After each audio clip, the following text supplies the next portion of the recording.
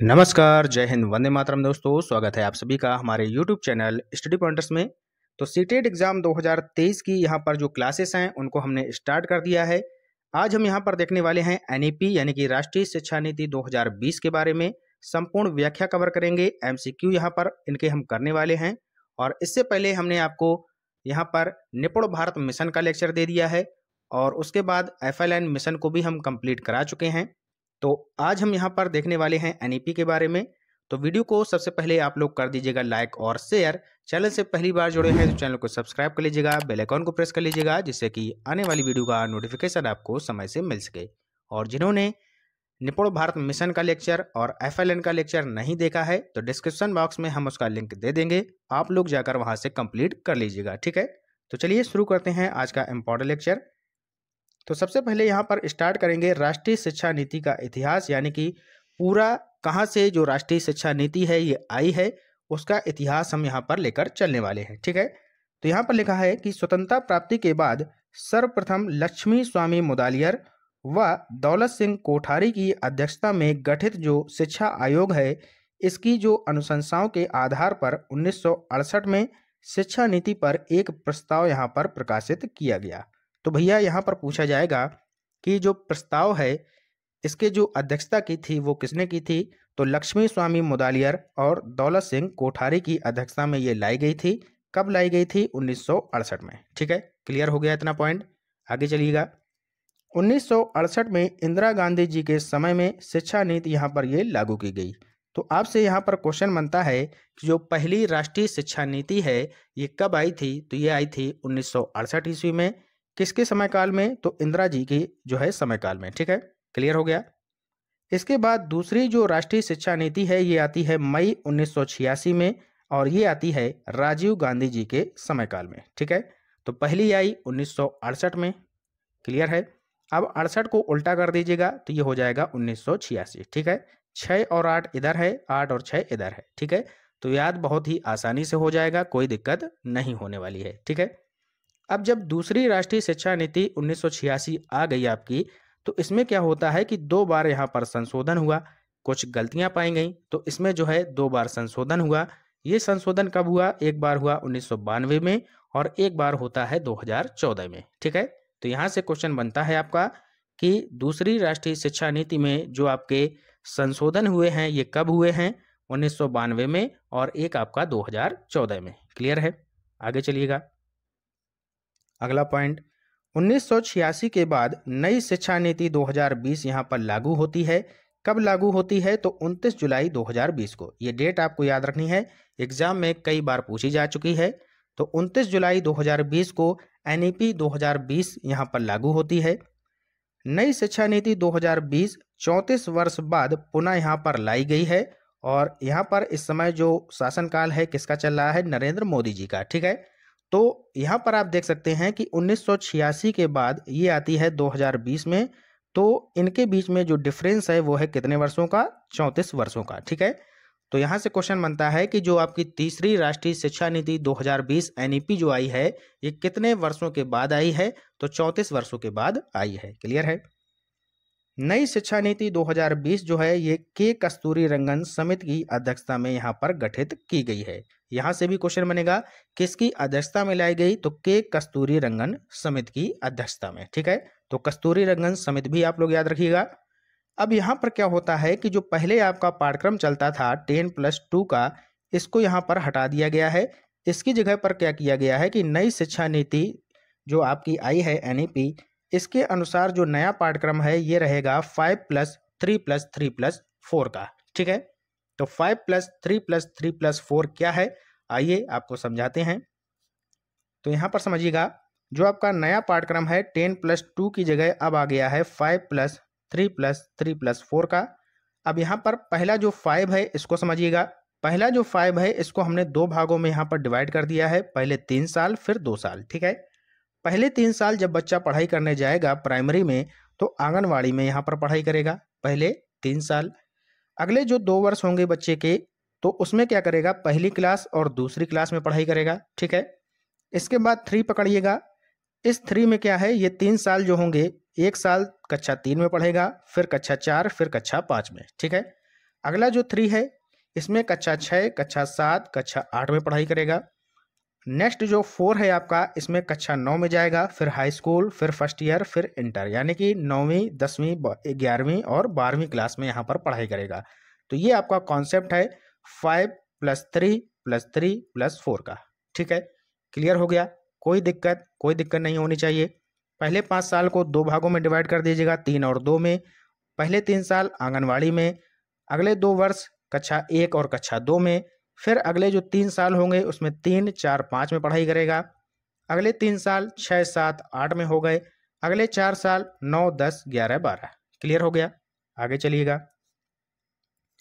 अगला पॉइंट है केंद्र व राज्य यहाँ पर दोनों मिलकर एनईपी 2020 में कुल जीडीपी का 6% यहाँ पर खर्च करेंगे।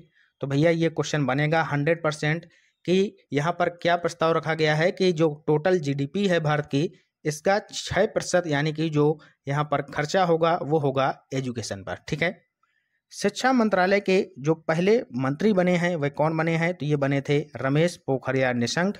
और वर्तमान की अगर बात की जाए तो वर्तमान में जो केंद्रीय शिक्षा मंत्री हैं वो हैं धर्मेंद्र प्रधान। ठीक है, क्लियर है?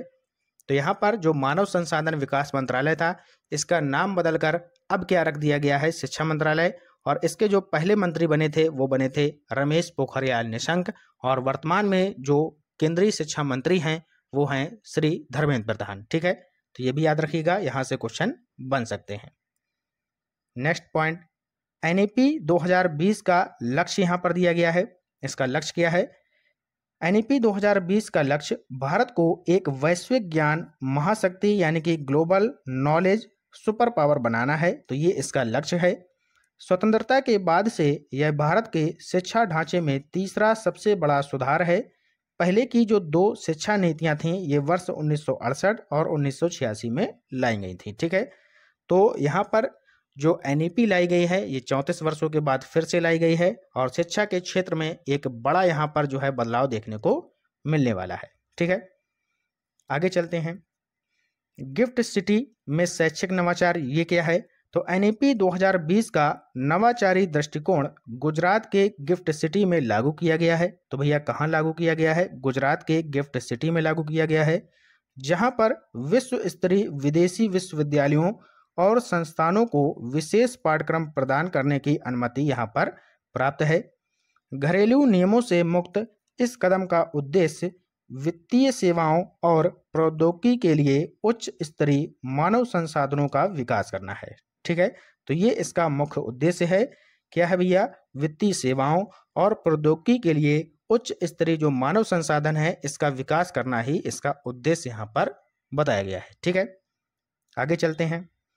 अब यहाँ पर एमसीक्यू जो यहाँ से पूछे जाते हैं उनको देख लीजिएगा। पहला क्वेश्चन तो यही बनता है कि एनईपी का फुल फॉर्म क्या होता है? तो जो फुल फॉर्म से क्वेश्चन बनते हैं उनको आप लोग अच्छे से तैयार कर लीजिएगा, फ्री के नंबर होते हैं। तो एनईपी का फुल फॉर्म क्या हो जाएगा? नेशनल एजुकेशन पॉलिसी, यानी कि ऑप्शन नंबर सी यहाँ पर राइट आंसर हो जाएगा। कब आई थी? तो ये भैया आई थी 29 जुलाई को, 29 जुलाई। ठीक है, ये भी डेट आपको याद रखनी है।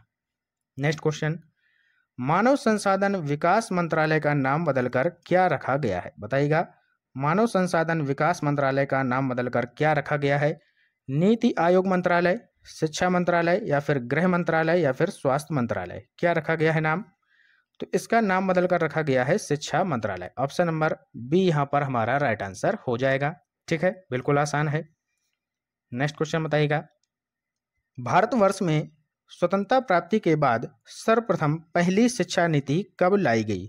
तो बताइएगा, स्वतंत्रता प्राप्ति के बाद सर्वप्रथम जो पहली शिक्षा नीति है ये कब लाई गई? क्वेश्चन बहुत ही ध्यान से पढ़िएगा, यहाँ पर जरा सी गलती आप करेंगे क्वेश्चन आपका गलत हो जाएगा। ठीक है, तो यहाँ पर पूछा गया है स्वतंत्रता प्राप्ति के बाद, यानी कि हमारा देश 1947 में जो है स्वतंत्र हुआ था। ठीक है, उसके बाद जो पहली शिक्षा नीति आई थी ये आई थी 1968 में। ऑप्शन नंबर डी यहाँ पर राइट आंसर हो जाएगा। ठीक है, क्लियर है। नेक्स्ट क्वेश्चन बताइएगा, स्वतंत्रता प्राप्ति के कितने वर्षों बाद पहली शिक्षा नीति आई थी? क्वेश्चन ध्यान से पढ़िएगा, स्वतंत्रता प्राप्ति के कितने वर्षों बाद पहली शिक्षा नीति यहाँ पर आई थी?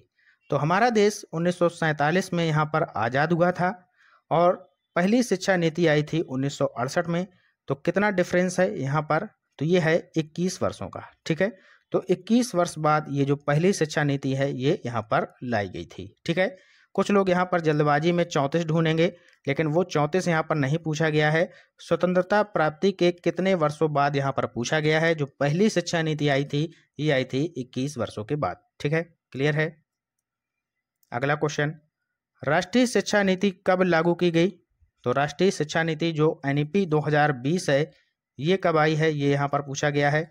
तो ये आई है भैया 29 जुलाई 2020। ऑप्शन नंबर बी यहाँ पर राइट आंसर हो जाएगा। ठीक है, क्लियर है। नेक्स्ट क्वेश्चन बताइएगा, राष्ट्रीय शिक्षा नीति 1986 को कितनी बार और कब संशोधन किया गया इसमें। ठीक है, बताइएगा। 1986 जो आपकी दूसरी राष्ट्रीय शिक्षा नीति थी ये आई थी राजीव गांधी जी के समय काल में। ठीक है, इसमें हमने आपको बताया था कि 2 बार संशोधन किया गया है। कितनी बार किया गया है, 2 बार संशोधन किया गया है। कब किया गया है, एक बार 1992 में और एक बार 2014 में। तो ऑप्शन नंबर ए यहाँ पर हमारा सही उत्तर हो जाएगा। ठीक है, क्लियर है। आगे चलिएगा। अगला क्वेश्चन, वर्तमान समय में नई शिक्षा नीति 2020 को कितने वर्षों बाद लागू किया गया।